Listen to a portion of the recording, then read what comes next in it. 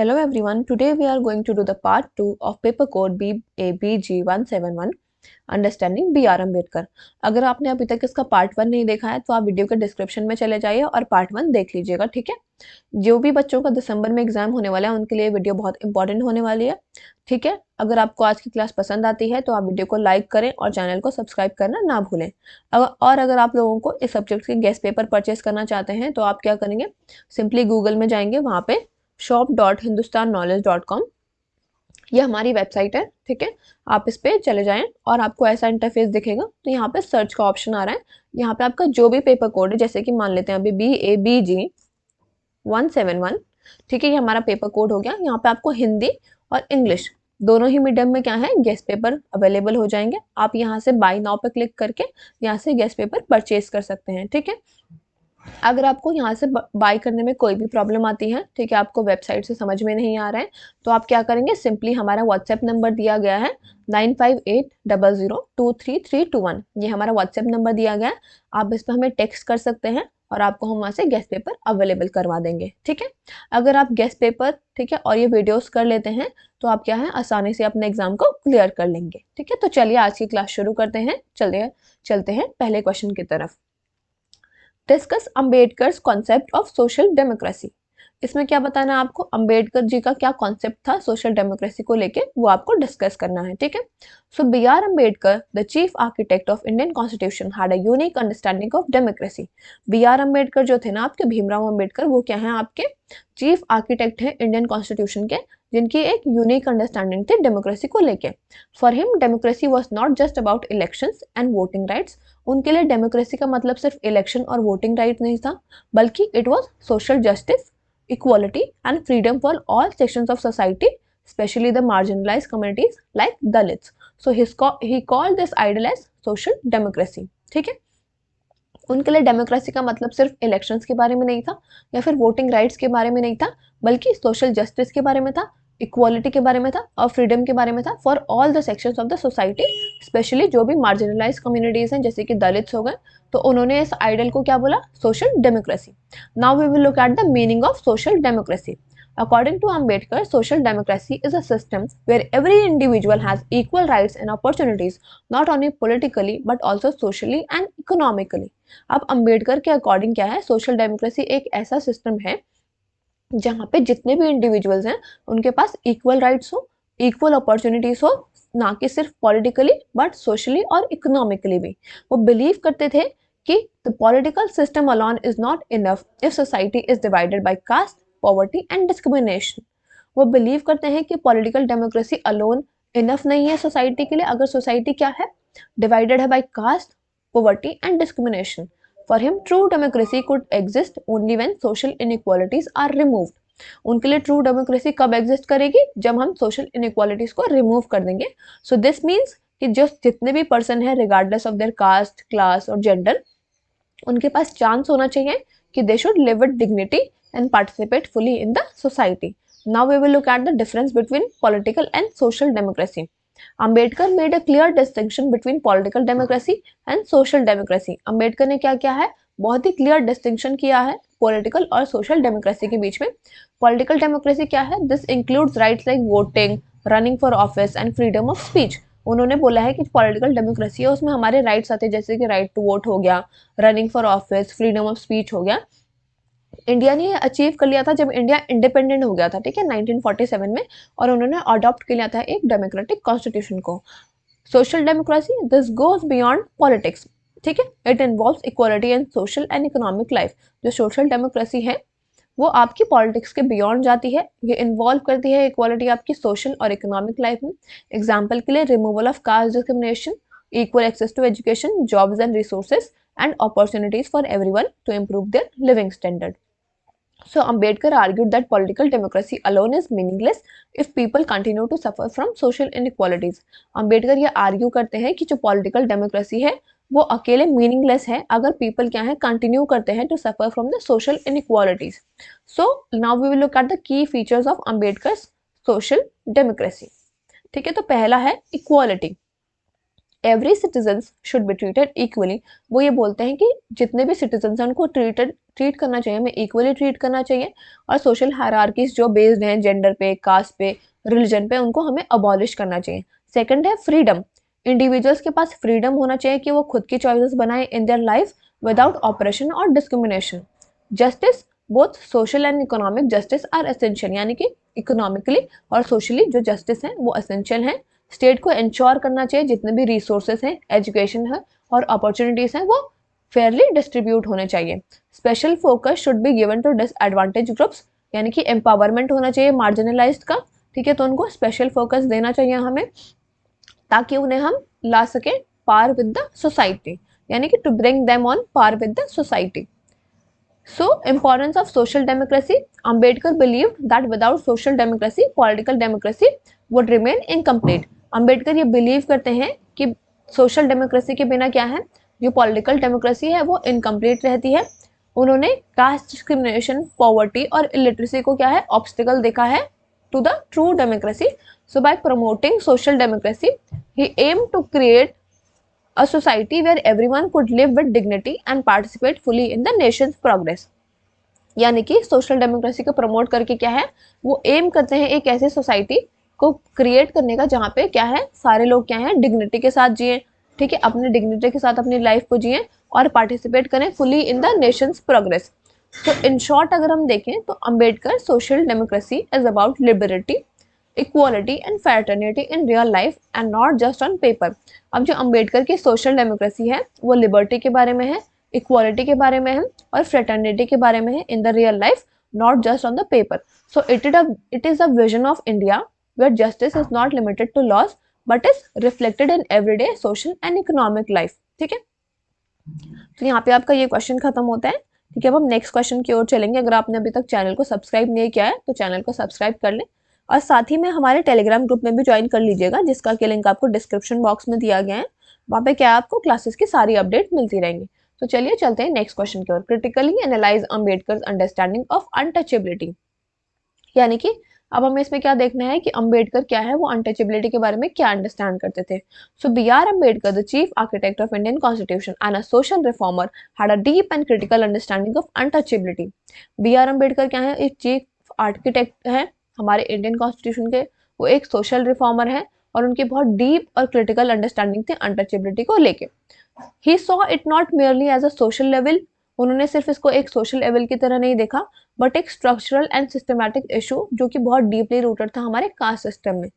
अंबेडकर के लिए जो अनटचेबिलिटी था वो एक फॉर्म था सोशल और इकोनॉमिक डिस्क्रिमिनेशन का, जिन्होंने कि बहुत मिलियंस ऑफ पीपल को डिनाई किया था उनके basic human rights and dignity. So untouchability as social exclusion. Ambedkar believe करते थे कि जो अनटचेबिलिटी है वो एक सोशल कंस्ट्रक्ट है जिसको डिजाइन किया गया है, ठीक है, कुछ कम्युनिटीज को सेग्रीगेट करने के लिए, प्राइमरीली जो सो कॉल्ड दलित्स हैं, ठीक है, from the rest of the society. वो आर्ग्यू करते हैं कि ये सिर्फ एक पर्सनल प्रेजुडाइज नहीं है, ठीक है, but about maintaining social hierarchy. So dalits were prohibited from entering temples, drawing water from common wells and participating in community events. यानी कि दलित्स क्या थे, उनको प्रोहिबिट किया जाता था कि वो टेम्पल्स को एंटर नहीं कर सकते हैं, ठीक है, वाटर नहीं निकाल सकते हैं कॉमनवेल्थ से और पार्टिसिपेट नहीं कर सकते हैं कम्युनिटी इवेंट्स में। सो इन अंबेडकर के व्यू में अनटचेबिलिटी क्या है, एक रिजिड सोशल बाउंड्री क्रिएट करता है that परपेचुएटेड the inequality and denied the oppressed community opportunities for the social mobility. Now we will look at the untouchability and religion. Ambedkar critically linked untouchability to Hinduism. Ambedkar ने क्या किया है, untouchability को Hinduism से link किया है। वो argue करते हैं जो कास्ट सिस्टम है that was sanctioned by the religious text and traditions provided a justification for the practice of untouchability. For him, untouchability was not just a social habit. उनके लिए untouchability सिर्फ एक social habit नहीं थी, but एक religiously supported hierarchy थी, जिन्होंने कि which made reform from within Hinduism extremely difficult. So his famous critique suggests that roots of untouchability lay in religious dogma that divided people into high and low class. तो उनके जो famous critic हैं वो suggest करते हैं कि जो roots of untouchability हैं वो रिलीजियस डॉगमा में ले करते हैं, जो कि डिवाइड करते हैं पीपल को हाई और लो कास्ट में।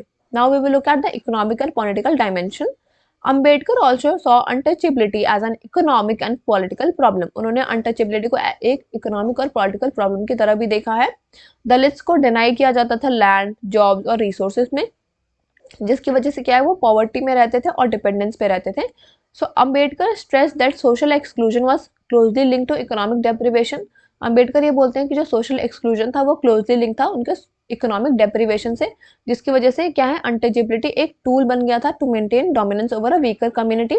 सो पॉलिटिकली अनटचेबलिस्ट क्या थे, बहुत मार्जिनलाइज थे, उनके पास बहुत लिटिल वॉइस था इन डिसीजन मेकिंग और reinforcing the subordination. Now we will look at the critique and path to liberation. Ambedkar believed that untouchability could not be eradicated merely through moral appeals और education alone. Ambedkar ये believe करते हैं कि untouchability को क्या है वो merely eradicate नहीं कर सकते हैं through the moral appeals और education alone. So he called for legislative measures, social reforms and political representation to empower Dalits. तो उन्होंने क्या किया, legislative measures लाए, social reforms लाए, political representation लाया ताकि वो दलित्स को empower कर सकें। So his vision included affirmative actions. उनके vision affirmative actions को include करते हैं access to education and legal safeguards to challenge the discriminatory practice. So in essence, Ambedkar understanding of untouchability combines social, religious, economic and political dimension. So making him a pioneer in advocating systematic change. Now we will look at the conclusion. In summary, Ambedkar की जो understanding है untouchability की वो बहुत holistic थी और critical थी। उन्होंने आइडेंटिफाई किया उसको एक सोशल एविल की तरह, ठीक है, जो कि सपोर्ट किया जाता था रिलीजन के द्वारा and sustain by the economic deprivation and reinforce by the political exclusion. तो जो उनका अप्रोच था that went beyond the sympathy और चैरिटी। उन्होंने क्या डिमांड किया, उन्होंने डिमांड किया कि स्ट्रक्चरल रिफॉर्म्स होने चाहिए और लीगल प्रोटेक्शन होना चाहिए ताकि वो इंश्योर कर सके उनकी इक्वालिटी को। सो अम्बेडकर का एनालिसिस था वो आज तक रेलेवेंट रहता है as a foundation for understanding caste based discrimination in India and the ongoing struggle for social justice. तो यहाँ पे आपका ये वाला क्वेश्चन भी खत्म होता है। Now we will move to the next question. Discuss the perspective of Ambedkar on parliamentary democracy. अब हमें इसमें क्या देखना है, अम्बेडकर का पर्सपेक्टिव क्या था पार्लियामेंट्री डेमोक्रेसी को लेके। So Dr. B.R. Ambedkar, the principal architect of Indian Constitution, had a unique and realistic perspective on parliamentary democracy. अब जो आपके डॉक्टर बी आर अम्बेडकर हैं वो एक चीफ आर्किटेक्ट थे आपके इंडियन कॉन्स्टिट्यूशन के, तो इनका बहुत एक यूनिक और रियल पर्सपेक्टिव था पार्लियामेंट्री डेमोक्रेसी को लेके। So he believe that democracy was not just about elections, majority voting, but about ensuring equal justice, equality and protection of rights of all citizens, especially the marginalized section of the society. वो ये believe करते हैं कि जो आपकी democracy है वो सिर्फ इलेक्शंस के बारे में नहीं है, वोटिंग के बारे में नहीं है, मेजॉरिटी रूल के बारे में नहीं है, बल्कि इंश्योर करना है कि सोशल जस्टिस हो, इक्वालिटी हो, प्रोटेक्शन ऑफ राइट हो सारे सिटीजन्स का, स्पेशली जो कि मार्जिनलाइज सेक्शन है आपके सोसाइटी के। So democracy as a tool for social justice. Ambedkar saw democracy as a means to achieve social and economic equality. Ambedkar ने क्या है डेमोक्रेसी को क्या देखा है, एक means to achieve the social and economic inequality. वो बिलीव करते हैं कि that in a society like India, जहाँ पे हमें देखा जाता है कि बहुत डीपली डिवाइडेड है by caste, religion and social inequalities, तो एक पार्लियामेंट्री जो डेमोक्रेसी है that alone would not be enough unless it address these disparities, यानी कि जब तक वो इन डिस्पैरिटीज को एड्रेस नहीं कर सकती है तो क्या है वो अलोन इनफ नहीं है। So for him democracy must guarantee equality of opportunity, democracy को गारंटी करना चाहिए इक्वालिटी ऑफ अपॉर्चुनिटी और प्रोटेक्ट करना चाहिए वीकर सेक्शन ऑफ सोसाइटीज को, including the scheduled caste, scheduled tribes and women. उन्होंने ऑफनली एम्फोसाइज किया था कि जो पॉलिटिकल डेमोक्रेसी है उसको अकम्पनी करना चाहिए by social and economic democracy ताकि वो ट्रूली मीनिंगफुल बन सके। Now we will look at the faith in constitutional safeguards. Ambedkar trusted the system of parliamentary democracy but with certain safeguards. ठीक है, he believed that the constitution should provide strong protection for minorities. उन्होंने believe किया जो constitution है वो strong protection देना चाहिए minorities को और वीकर ग्रुप्स को ताकि जो मेजॉरिटी है वो डोमिनेट ना कर सके और उनको एक्सप्लॉइट ना कर सके। So he included provisions such as reservation in education. उन्होंने इंक्लूड किया प्रोविजंस को जैसे कि रिजर्वेशन हो गया एजुकेशन में, एम्प्लॉयमेंट हो गया आपका और पॉलिटिक्स हो गया to ensure representation and upliftment of the marginalised community. So in this way parliamentary democracy would not only reflect the will of majority but also protect the rights of minority. तो इस तरीके से जो आपकी parliamentary democracy है वो सिर्फ reflect नहीं करेगी विल ऑफ द मेजॉरिटी बल्कि जो भी राइट्स है माइनॉरिटीज का उनको भी प्रोटेक्ट करेगी। Now we will look at the criticism of blind majority rule. Although Ambedkar supported democracy, he was aware of its limitation, यानी कि वो डेमोक्रेसी को तो ठीक है, सपोर्ट करते हैं, पर वो उसके लिमिटेशंस के बारे में भी अवेयर थे।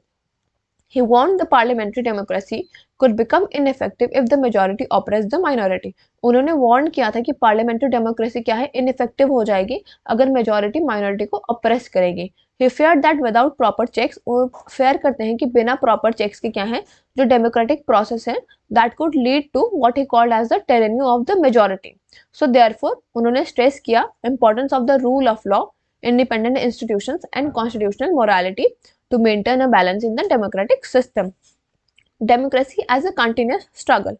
Ambedkar saw democracy as ongoing process, not a final goal.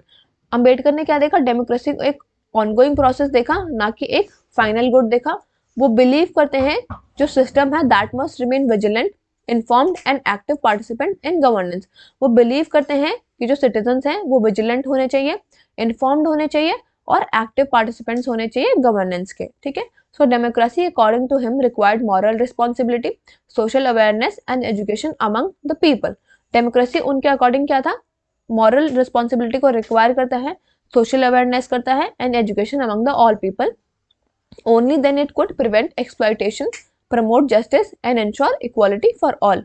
तो इसकी वजह से क्या है, वो प्रिवेंट कर सकते हैं एक्सप्लॉयटेशन को, प्रमोट कर सकते हैं जस्टिस को और इंश्योर कर सकते हैं equality for the all. Now we will look at the conclusion and conclusion. Dr. B.R. Ambedkar viewed parliamentary democracy as a powerful tool for social transformation, but one that needed constitutional safeguards and active citizen participation. यानी कि doctor B R Ambedkar क्या देखते हैं, parliamentary democracy को एक powerful tool देखते हैं social transformation के लिए, but one that needed constitutional safeguards and citizen active participation. यानी कि for him democracy was not just about political power. उनके लिए जो डेमोक्रेसी थी वो सिर्फ पॉलिटिकल पावर के बारे में नहीं थी, बट वो क्या थी, it was creating about a fair society where every individuals regardless of their caste, class और gender could live with dignity, equality and freedom. ठीक है, तो यहाँ पे आपके जितने भी इंपॉर्टेंट क्वेश्चंस थे वो कंप्लीट होते हैं। ठीक है, आप वीडियो को ज़्यादा से ज़्यादा शेयर करें और चैनल को सब्सक्राइब करना ना भूलें। Thank you.